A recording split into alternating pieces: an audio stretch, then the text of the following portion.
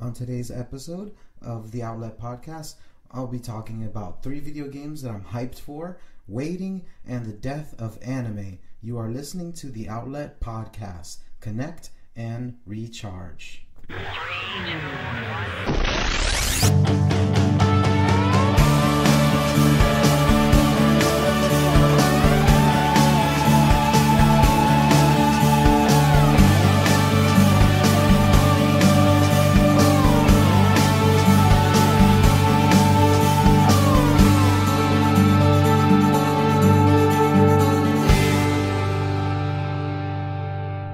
Hello everybody, how you doing? It's great to have you listening. This is the Outlet Podcast, the second episode. I'm continuously excited, hoping that I can just keep on going with this show and keep on providing entertaining content, as well as some inspiring words to help you get through the rest of your day. Like I mentioned before, we're going to be talking about 3 video games that I'm super excited for. I painstakingly went through researching every trailer, every website that had information about all these games, and I can't wait to share that stuff with you, as well as some scripture. And one of the big things I want to talk about is the death of anime, as proposed by one of the greatest creators of anime, Neon Genesis Evangelion. But I'm getting ahead of myself. The first episode, I told everybody, hey, you can catch me on, you can send me an email at outletpodcast@youtube.com. That made no sense. I got all the information right now. So let me tell you, you can contact me on Twitter. Catch me on Twitter. You got a pencil or write this down, you guys. You can contact me on Twitter at outletpodcast. You know, send me some tweets right there. You know, you only got 180 characters there. You can contact me there. Visit me on the Facebook fan page. That's where I always post pictures. I post pictures to Twitter too, but I'm really dedicated to the Facebook page.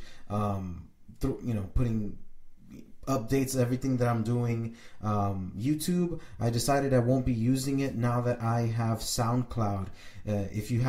You've probably heard me now recently just on SoundCloud by itself. If you don't know, you can catch me on soundcloud.com/outletpodcast. That's where the RSS feeds. You can subscribe, and every time I upload anything, boom, you'll be there. Like the Outlet Podcast right there, and you can constantly get updates on there. You can also reach me at my WordPress blog, outletpodcast.wordpress.com. I'm in the works. I'm excited because I want to do a merch store, and I'm interested. I'm like, okay, maybe t-shirts, maybe hats. So I'm wondering what is it that I could probably give out, do some prizes, bumper stickers, magnets, something like that. So that is going to be on my WordPress blog. So outletpodcast.wordpress.com. And if you have any advice, any questions, any comments that you have, you can post it on the Facebook page, post it to Twitter. You can write, you can put something on the wall at the WordPress blog, but also you can email me at outletpodcast@yahoo.com. Once again, it's outletpodcast@yahoo.com. Reach me there, send me an email. I'm always checking it to see who might have sent what, or if in anything. I'll read all the emails that I'll be getting, and I'll try my best to answer any and every question that comes my way. So without further ado, let's actually just get into the content. This is going to be the Game Over segment. Game Over, because we're going to be talking about video games. Let's get into it.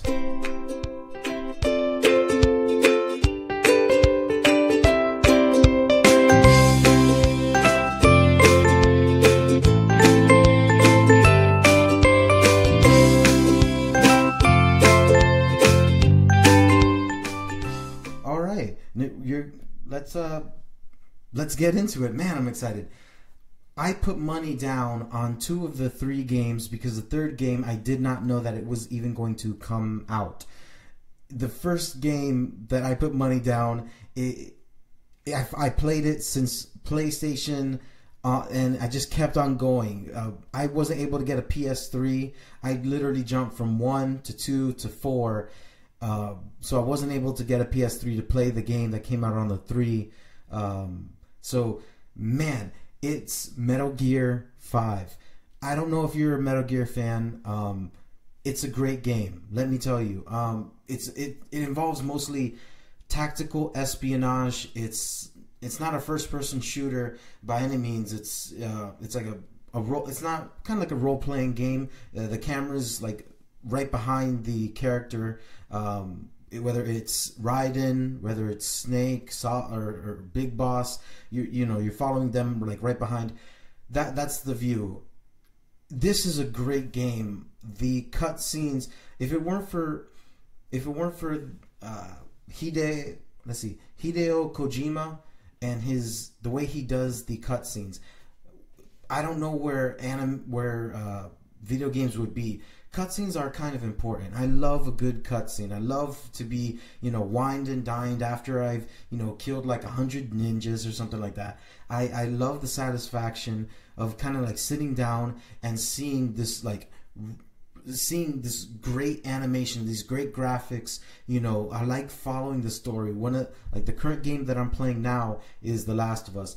Don't spoil it for me, anybody. Please don't send me an email. Don't go to Twitter. Don't go on Outlet Podcast or on Facebook.com/Outlet Podcast. Please don't go and spoil it for me, please. But I'm going through the whole story, and I'm not trying to do like Easter eggs, not with this game. I just want to get to these cutscenes because the animation is beautiful. And what I love about the Metal Gear franchise, the story of it, you're following at first like Metal Gear, 1 start off with Solid Snake. And the guy has a great voice, David Hayter. He's awesome. You follow that, and you go to number 2. He intricately weaved an amazing story with Metal Gear. You got everything. You got your boss battles, which are awesome because not one boss is similar to the previous boss in the previous game. There are surprises, everything that comes out of left field, the types of like side missions that you have to do. Like I remember in Metal Gear 2, I had to go in this an ocean oil rig, and I had to go and extinguish 8 bombs that were randomly there, and I need to find something some device so I can find the bombs. It's great. Metal Gear is one of the best franchises. If you haven't played it, you can play it for Xbox because I've seen them do like a little crossover. Metal Gear 5, I don't know how soon they'll cross over with Metal Gear 5 Phantom Pain, but it's worth it. There are tons of trailers online. You go to YouTube and look it up. Phantom Pain. It's very beautiful, very beautiful stuff. It came out first with like the first 20-30 minutes of the game. You can buy it at your GameStop or Walmart, however you buy your games, if you buy your games. And it's called Ground Zeroes, and it's like $15 or $20, $25, however whatever the inflation price is. But in the current game, it's pretty interesting. I mean, they got horses. Well, yeah, you can ride a horse. Witcher recently, I think Witcher 3, you can, they introduced horses, but there's horses in this one as opposed to only giant nuclear missile robots and random vehicles, motorcycles. No. This takes it to original horsepower. Yeah, there was a pun right there. Yes. Okay, all right. Some people are laughing. Okay, yeah, and then others, yeah. What's going on, right? You guys aren't. Okay, there's one guy over there who's just clapping. Okay, I don't like you, sir. I do not appreciate that, sir. But with this game, I was watching the trailers. it talks about real-time weather, which is pretty interesting. You know, in a video game, it's not all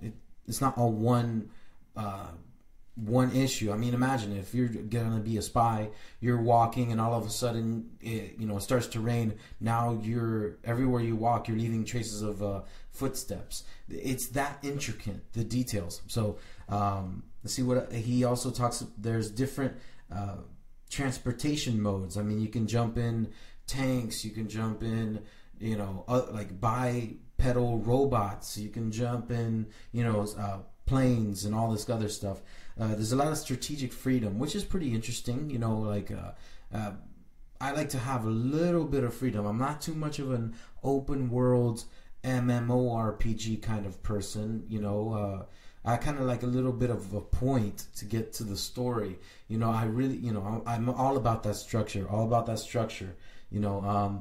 So there's some strategic freedom, things that you can do. The realistic time passage. There's a deeper stealth action, dramatic close quarters combat. Metal Gear has an amazing close quarters combat. It's amazing what they do with how you need to disarm a person, or you can like choke them out, or you can like interrogate them. You can threaten them. You can hold them up at gunpoint. It's pretty cool what they're doing with that video game. So there's a bunch of new people in the video game. Some people are new, some people are old. They got Kazuhira Miller, and the Miller that reminds me of McDonald Miller. McDonald Miller is like a person from the first video game.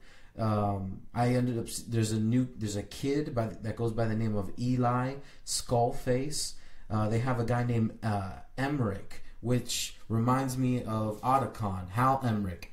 So I'm wondering if this Emmerich guy is the father of Hal Emmerich in previous video games, because you're not playing as Solid Snake, you're playing as his father, because Solid Snake is a clone of his father. He's not the biological baby, but he's a clone of the greatest soldier of all time, which is Big Boss.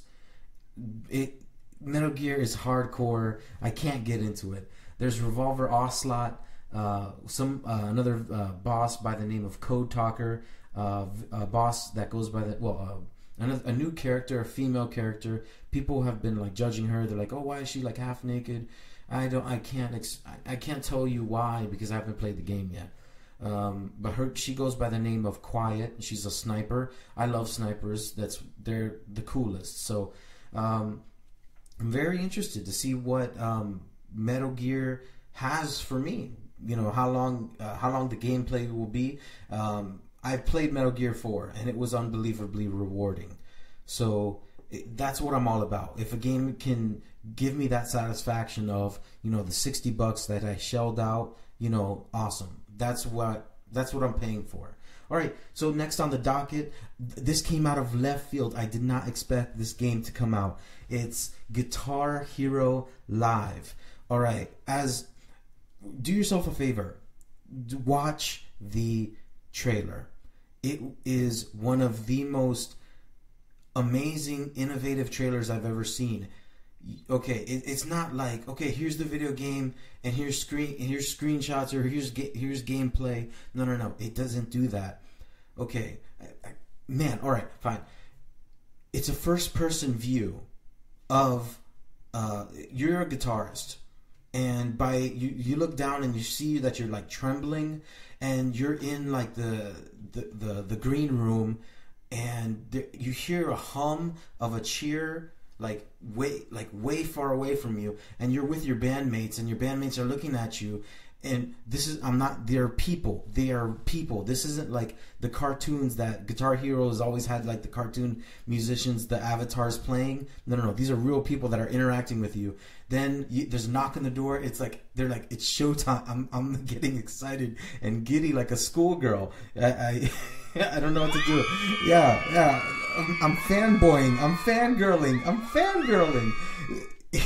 It's amazing. It's so cool. Okay, so there's a knock on the door. They're like, "You're on, you're on." So the band starts moving their way out, and a stagehand, she's at the door. She's like, "Are you okay?" And you're just walking behind your drummer, and you're like looking down. Your hands are like twitching, and there's like a groupie, and she's like, "Hey, have a good show." Yeah, and she's like being all like sexy or whatever. So like you walk past her, and you get behind the stage, and like your lead singer goes out. He's like, "Whoa, we got a packed crowd," and he comes down, and he's like, you get in the musician huddle. Okay, the reason why I'm crazy about music is because I'm a musician. I play guitar.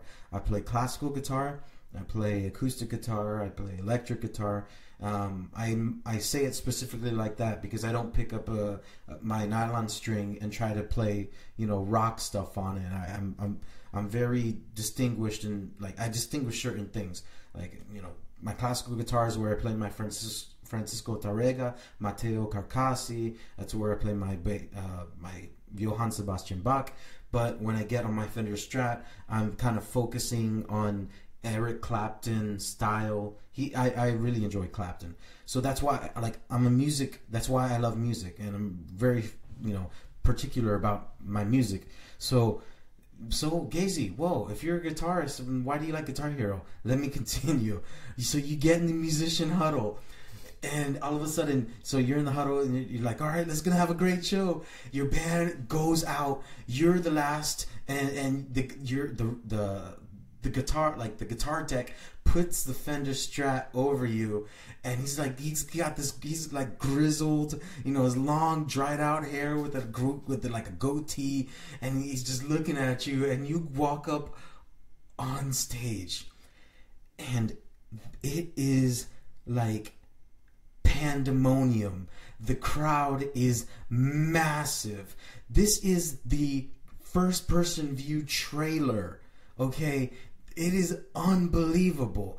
All right, when you mess up in this game, when you are messing up, your bandmates start giving you the stink eye. Your lead singer is mouthing words like, "What are you doing?"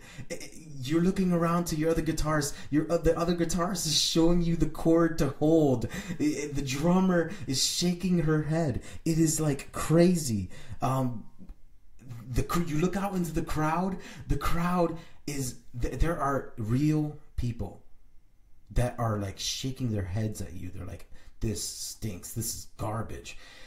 It is the most, once again, sensual. Like, oh my gosh, it wrecks you. Okay, so that's a guitar. Okay, there's two ways to play this Guitar Hero game. All right, they got the Guitar Hero Live, and then they got Guitar Hero TV. The Guitar Hero Live is what I've been explaining, and so that is what that's one way to play it, Guitar Hero Live. The next way to play it is I guess it gives you like the classic look, and you can play modern day hits. They're gonna constantly renew the library, so that's exciting. And it's not the way the controllers. Yes, you do have a guitar controller, but it's not like the previous controller as it was. It's a different, instead of the line of 5, I think 6 buttons, different colors. Now it's just 3 buttons on one fret, like 3 buttons on top and 3 buttons on the bottom of where your by the headstock. It's right there. Watch the Guitar Hero trailer. Do yourself the favor. You'll get psyched. I'm excited because Guitar Hero, it kind of started. It revived the party system. The party system for me, or at least the party game, the game that got everybody, hey, we gotta go, yo, let's do LAN party, or let's all go, bring your controller, we're going to this guy's house. It was Halo, because Halo, you would do your capture the flags. You will play. That's how I played Halo. I never played Halo for the sake of the story. I'm sorry. I'm sorry, guys. Master Chief is cool and whatever, but I never played it. And I love watching Red versus Blue. If you haven't watched Red versus Blue, do yourself the favor. Watch Red versus Blue. I watch it on YouTube, Rooster Teeth. That's how I watch it. I don't like kind of going to the website and watching it just because my phone can't handle that. Like I just go like going to YouTube. So the control is different, and what else? Wow, this revived the party game for me. Like, yeah, they ended up coming out. Remember, I don't know do you remember DJ Hero? Yeah, that didn't really kick off too well, and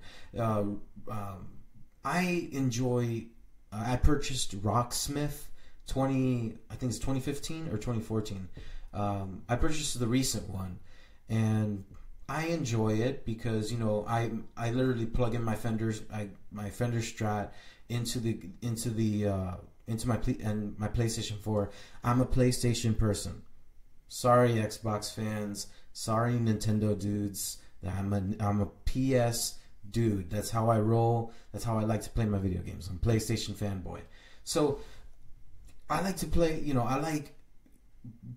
I'm playing like My Chemical Romance, my Foo Fighters, and I'm detuning my guitar. I'm tuning it back up to the record, how they recorded the guitar on the side for the song. So that's how I like to play it. But not everybody can actually play a guitar. So what this does, and I think that's what they considered. They were like, okay, this isn't for guitarists. It's just a party game. How can we make it easy but yet difficult but enjoyable for everybody? Man, I can't tell you how many times I went to MegaCon. All right, everybody, I'm from Orlando. I'm in Orlando. All right, there you go. I didn't have to wait for 500 fans. But I'm in Orlando, and the regional cons in my area are the MegaCon, MetroCon, AFO is one of the ones one of the ones I like to go to. It's kind of smaller, but I enjoy it.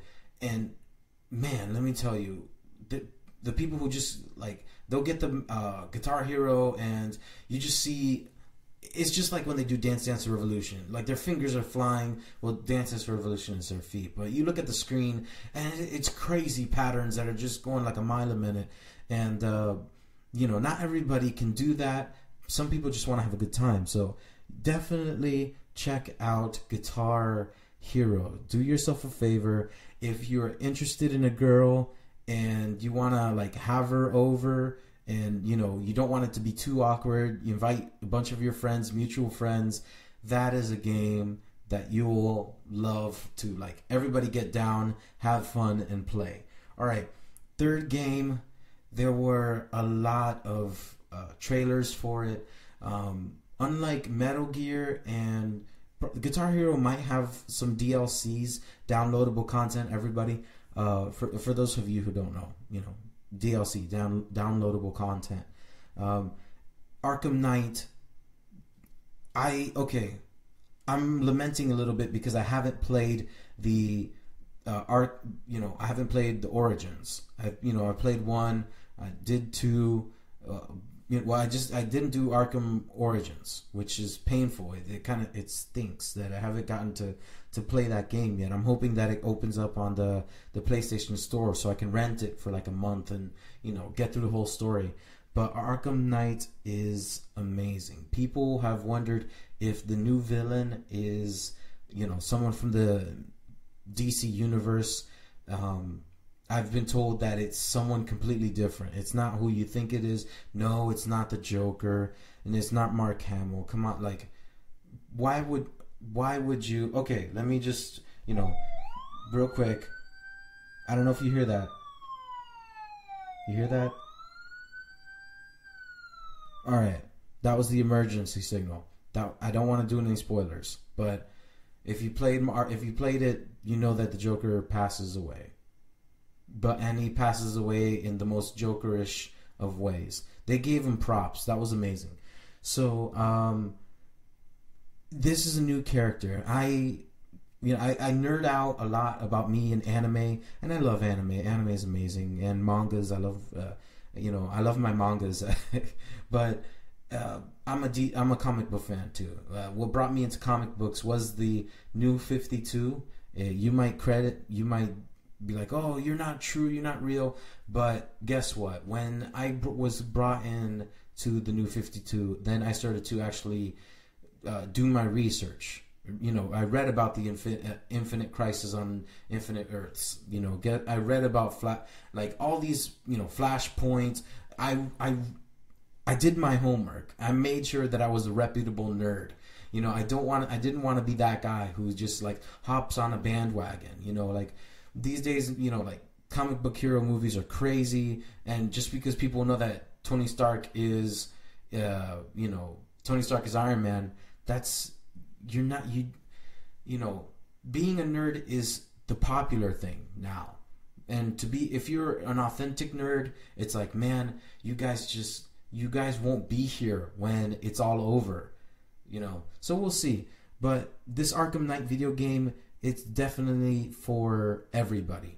You know, you don't need to know too much, because the game will tell it for you. What I enjoyed about the trailers of the game is that you know, it's something of an open world, and that, you know, Batman, they did a playthrough, and Batman was able to glide, you know, long distances. He was able to use his grappling hook, and you know, that shot him up a few couple hundred feet or whatnot, and he was able to glide through the city, through large parts of the city.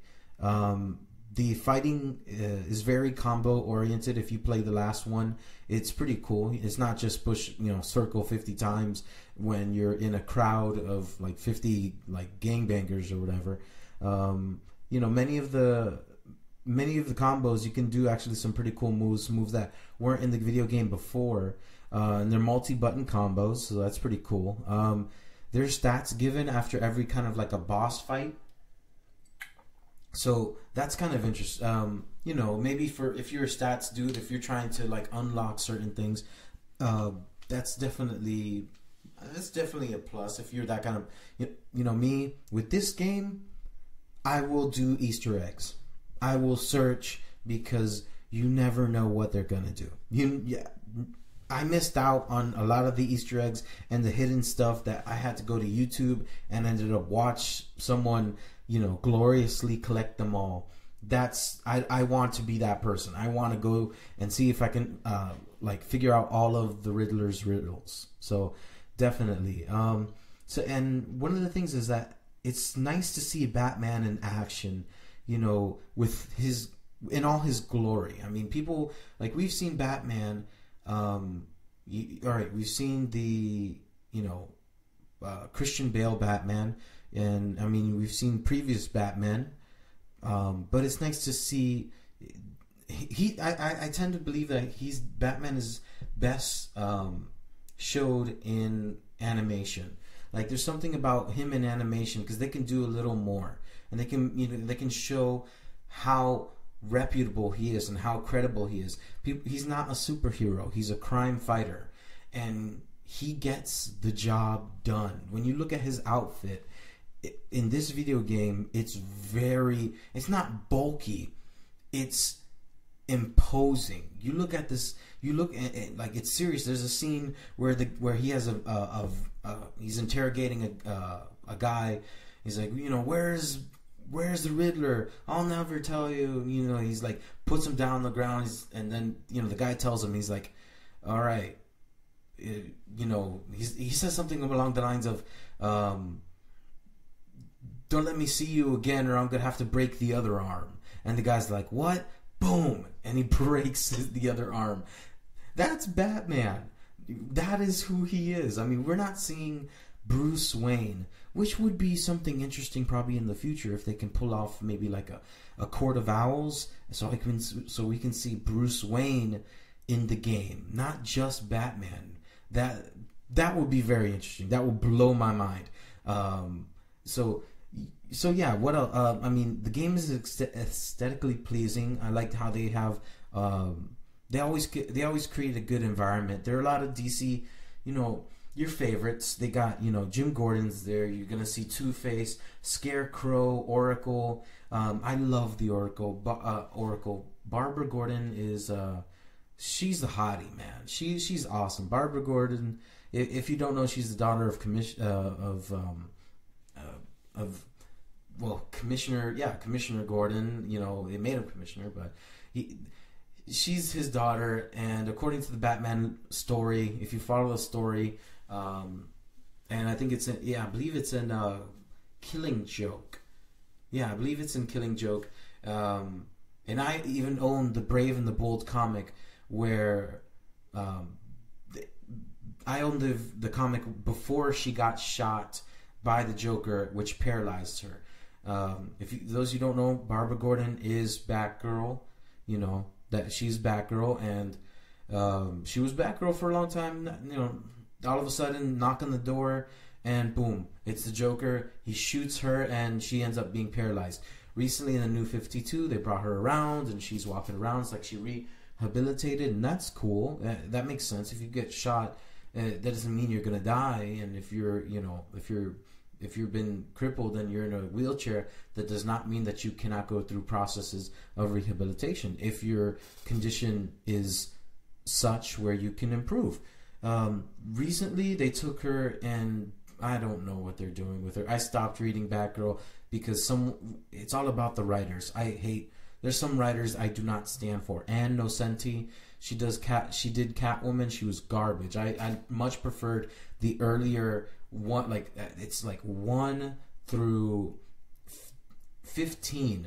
The writers who were doing Catwoman earlier on through the death of the family, those writers were amazing. The recent one, Ann Nocenti, she's garbage. I do not like what she does. But you're going to be able to recognize a lot of people. The Catwoman, you got Red Robin, Nightwing, who else are you going to see? You're going to see the Penguin, the Riddler, Poison Ivy. You're going to see all these people. So it's pretty cool. The characters got their different designs. That's something that I enjoy. I like seeing people's different outfits on certain characters. I don't like part of me, okay, I'll guard myself, but I don't like seeing the overly hot Harley Quinn. I'm not a fan of the lascivious, instead of using other words, Harley Quinn. I like the old jumpsuit Batman Adventures cartoon Harley Quinn. She's not a fool. She's not like a prostitute. She's not stupid. She's a doctor of psychology, and she's able to hang around with Joker, and listen, she knows her stuff. She's not a fool. So hopefully they do her justice in the Suicide Squad movie. I really hope so. I don't want to see. It's one of the worst things when you go to a con. Am I right, guys? I mean, I'm married, so I'm not I don't care as much as I used to when I was single. When you see the girls do cosplay and they do Harley Quinn, and it's like you got 50 Harley Quinn girls, and you're like, oh wow, which one looks, which one's has the the better body. It's we do this an injustice when it's just about the appearance and not about the character. But when you go to a con, you're just people just dressing up as the character, and I can't blame them. But yeah, so hopefully they do. Hopefully Harley Quinn, I think she'll be a DLC character that you can download. So there's that. And of all the trailers, they have, one of my favorite one is Be the Batman. Be the Batman is really cool, and I'll tie this into the main topic. But when I watch the trailer just type it in, Be the Batman trailer on YouTube, and you'll see it's very inspirational. You see different scenarios of injustice, of problems, and the phrases that come out are be selfless, be determined, be courageous, be feared, then be the Batman. So it's it was pretty cool. And what I enjoyed about it is that I think heroes as characters are important in society. You know, when you have Superman who isn't trying to kill anybody, you know, he'd never kill. Or, you know, even Batman. Batman has gone through, you know, Batman's done some pretty gritty stuff, but one of the things he will never do is he'll never kill. That's one of the rules that he won't break, no matter what the villains do. That it's nice to see that inward struggle. I mean, had Marvel done it better, we would have seen Tony Stark as an alcoholic. You know, we did see his, you know, him DJing in the club in his house in the Iron Man suit, and then Nick Fury makes an appearance to him at a donut shop or something like that. But in the comic book world, Tony Stark's alcoholism was, for those of you who don't know, yeah, he is an alcoholic. That's one of the things he struggled with the most in his life. And it was very humanizing. And many people are like, oh, why do you need to humanize these people? They're superheroes. They're supposed to be outlandish. And, well, you know what? Society doesn't need to be... Society, you know, me speaking, I don't feel that society needs to be jerked around anymore.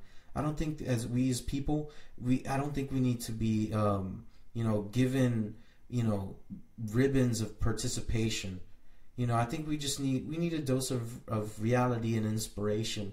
So when I see these characters, when I see comic book characters, you know, Peter Parker going through his problems with Mary Jane, you know, Watson, not the drug, or, you know, one of the struggles he had was when, because he revealed himself. Okay, this is in the comic books. I mean, just because it's going to come out in the movies, but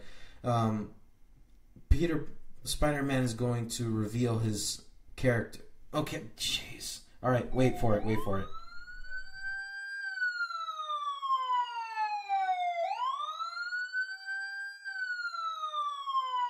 All right, I feel that's enough. Okay. According to the Marvel Civil War comic, which is an amazing comic, you should pick it up and read. It's a great story. Peter Parker reveals himself to America. Well, Spider-Man reveals himself to America as Peter Parker, and one of the downside is that something happened. You know, his Aunt May gets shot, and it's very humanizing because you see in all his power, all the power that he has, he's running around trying to get help so that Aunt May would still survive. Peter Parker doesn't have a mom. He doesn't have a dad, you know, unless you want to go through those comics, yeah, but he's going to Doctor Strange trying to go get some otherworldly help through his mystic powers, and then you go see he goes to Tony Stark because he's like, Tony, you got the money, you made me do this, blah, blah. It's humanizing. I think we need that. I like to have it as a human being, as a person. I like to see it and believe that people are still people, and that we're just not caricatures of ourselves, that we just throw pictures up on Instagram about where we've been or how we look. I think there's more than the duck face behind the face. You know what I'm saying? So those are the three video games that I'm super excited for. And so it's Metal Gear Solid 5. Do yourself a favor if you want, you know, a good storyline game. Guitar Hero if you want to party, and Arkham Knight if you want to just immerse yourself in Gotham. All right, so now that that's over, let's get into the main topic about the death of anime.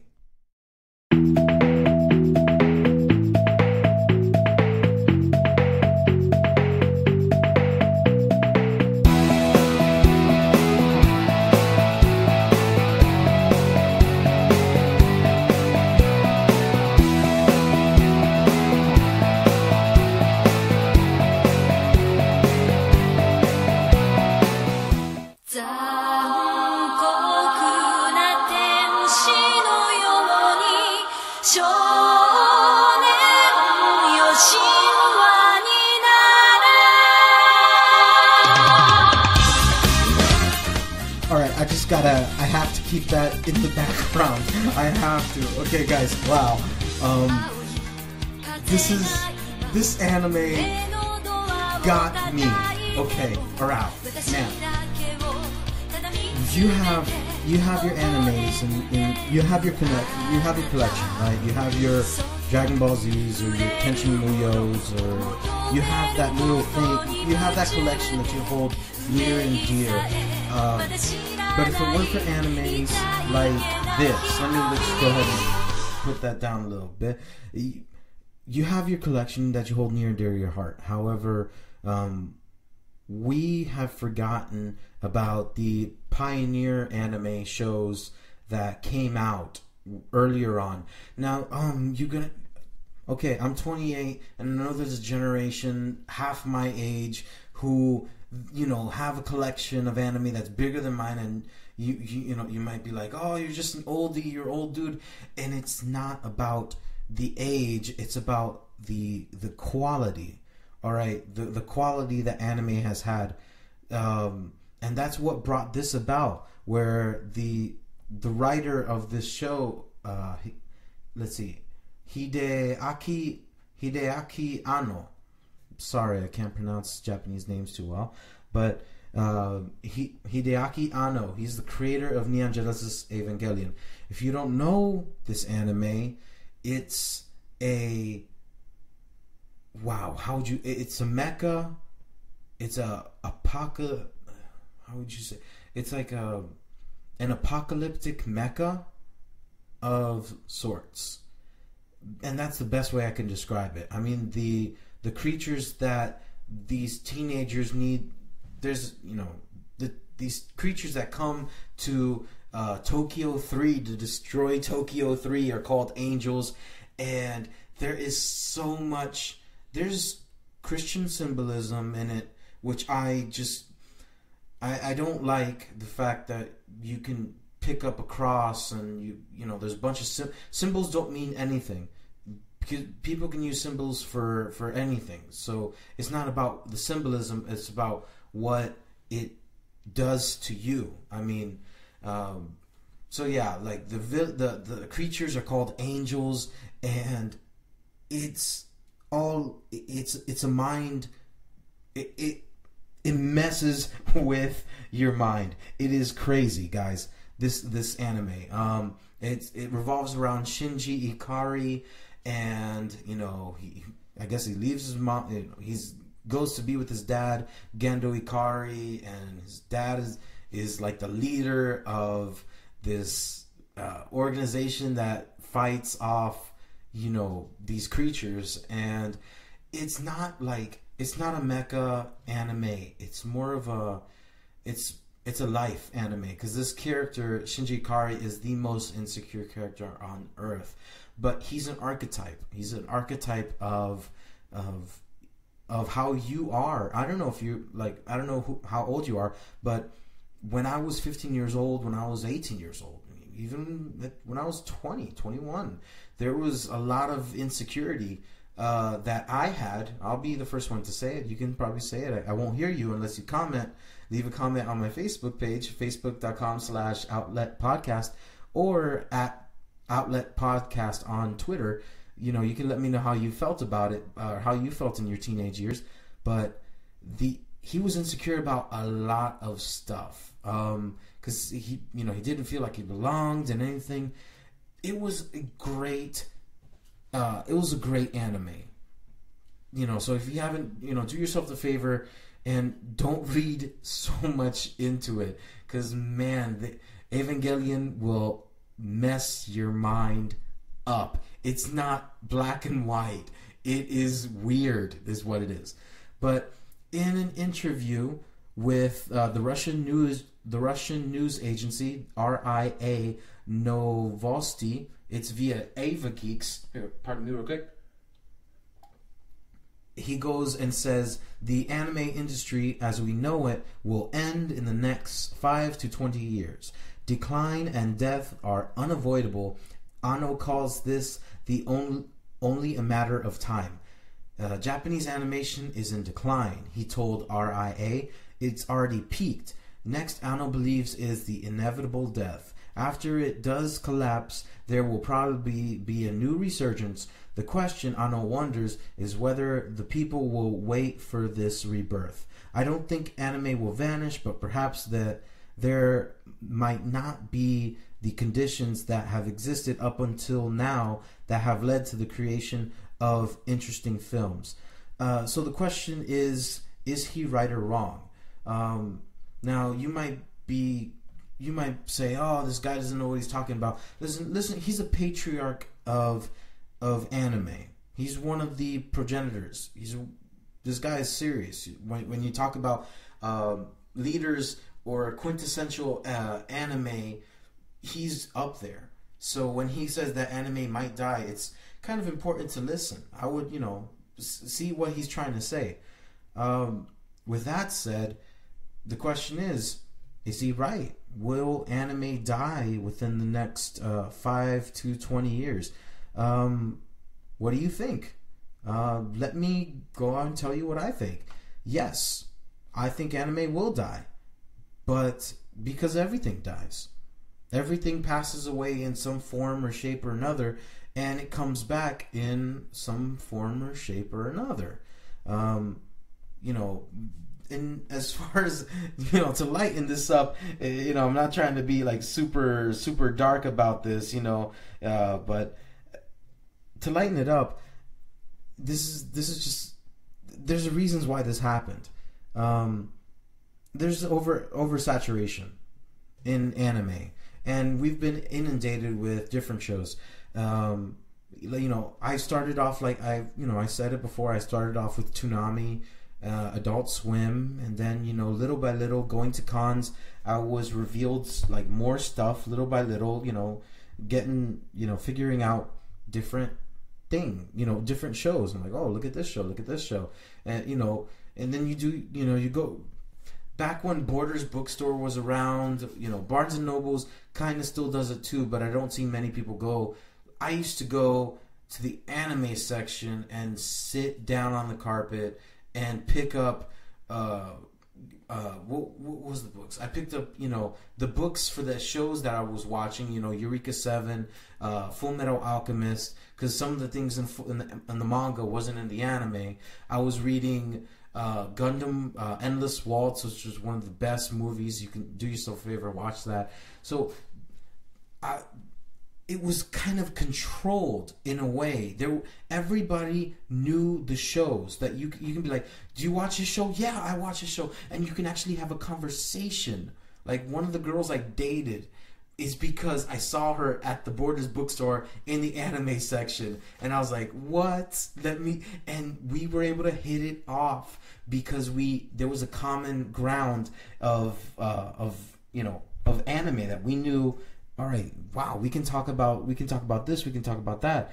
So now I can't. It's hard. Like I walked into a GameStop the other day and I talked about Dragon Ball Xenoverse, and me and the guy got into a conversation over the counter, and someone walked into the store. Long story short, I said my adieu to the guy at the counter, started talking with the other guy, and he would be like, do you watch this show? And I said, no.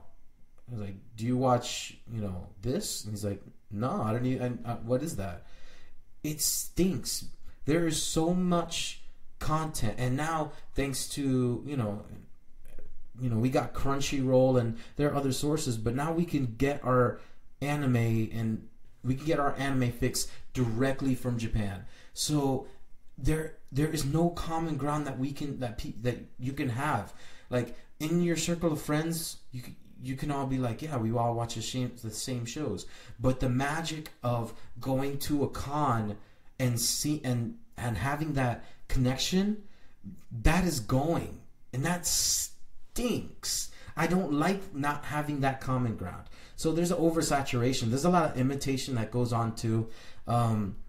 Man, because let me tell you, when Naruto crossed overseas, and I was like, okay, yellow hair, and his outfit is blue and orange. Wow, can you try to be closer to Goku? Really?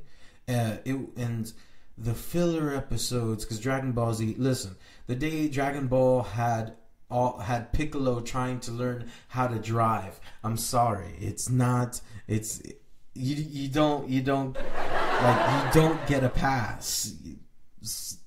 It's filler. I mean, I don't like filler. Filler for the sake of comedy is cool, but there's some shows that inundate you with filler because it's all about money. Let me get you to watch more shows for the sake, I get you to watch more shows than when we sell out the box sets. You're going to be hooked to want to buy season 2, or you're going to be hooked to buy box set A because you got hooked with 1A, now you need box set 1B. You're hooked, and it's, rather than have it all in one box, now they spread it out, and it seems like it's all about money.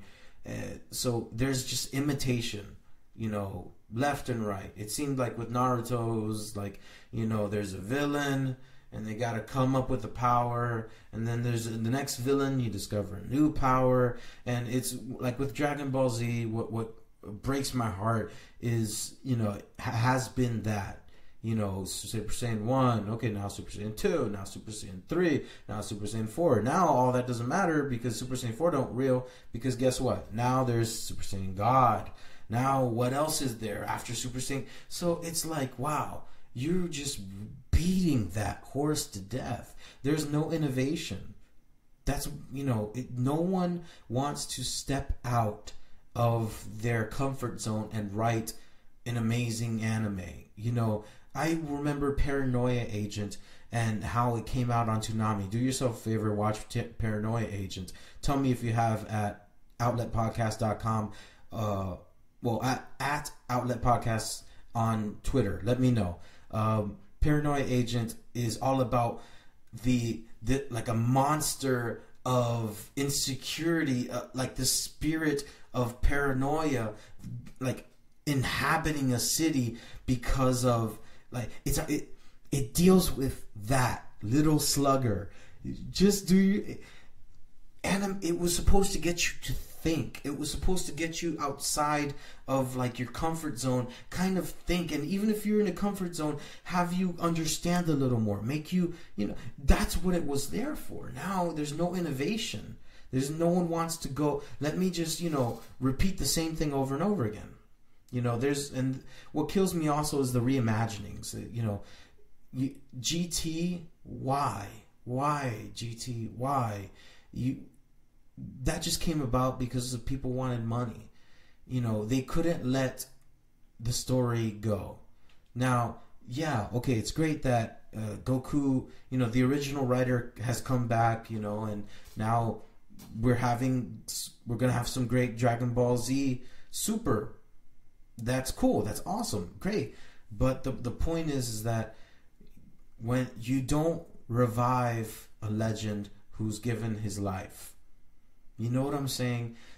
How can anime bounce back? Anime can bounce back, it has to be a perfect storm, and I've seen it with a few shows, so I'm excited. That's why I don't believe that it will die necessarily in the negative way. It will come back, but it takes a lot. In no order, I wrote down, soundtrack. A good soundtrack. Listen, it shows that you care. When I first listened to the intro for Attack on Titan, I was like, this is cool. Because you had so much music. It was like they cared, and that's what it comes down to. Care about the product that you're going to produce, and don't try to enjoy the moment, enjoy for what it is. You know what I'm saying? I love SAO, Sword Art Online. I love the intro for Sword Art. It's, a good intro will just get you. I remember Full Metal Alchemist with Lark and Cell, Orange Range with Asterisk for Bleach. I remember, Samurai Champloo I bought these CD. well, for Samurai Champloo, you need to buy the CD for the soundtrack of Samurai Champloo. It is very dope. It is very, very cool. With the new Jubies, it's awesome. I bought the soundtrack for Eureka 7 because it was amazing. You know, you had great music. It wasn't a dude sitting behind a keyboard. You know, it was an orchestra that was involved. Soundtracks, you know, make legends. All right, you know, when you have Goku pass away. All right, he came back like 5 times. But just how about if he passes away? And that's initially from how Goten came about, because Goten was supposed to be the guy, you know, the new kind of center, but no one liked that, so Goku ended up staying. Make a legend like that. When you have a legendary character, when you have Spike on Cowboy Bebop, you know what I'm saying? That character, you want to keep on watching. So that you make legends. Yeah, Vash Stampede, how positive he was. I love that the concept of a guy, you know, like new concept. It's a Western, like I'm talking about Trigun. Watch Trigun. John Young Bosch did an amazing job with Trigun. As Vash Stampede, he was an unbelievable pacifist, and you know, he was so genuine. It was easy to love this character. He was just a good character. The how you had it with Trigun, it was